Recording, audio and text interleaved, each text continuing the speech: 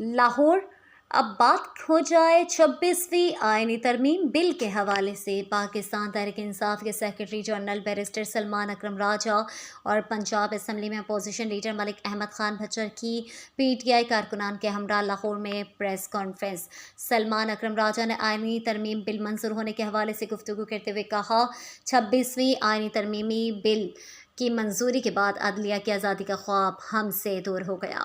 وہ جو کہتے تھے ووٹ کو عزت دو، انہوں نے ووٹ کی عزت کا جنازہ نکال دیا۔ آئینی ترمیمی بل پورے پاکستانی قوم کے ساتھ ایک واردات ہوئی ہے۔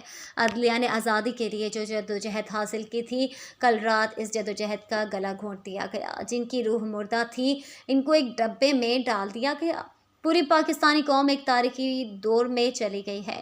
سلمان اکرم راجہ کا کہنا تھا کہ ہمیں اپنی آنے والی نسلوں کے لیے جدوجہد کرنی ہوگی۔ کسی بھی سیاسی جماعت سے بالا تر ہو کر سوچیں، ہم اس ملک کو قبرستان نہیں بنانا چاہتے۔ آئین کی روح عدلیہ کی آزادی پر کھڑی ہے۔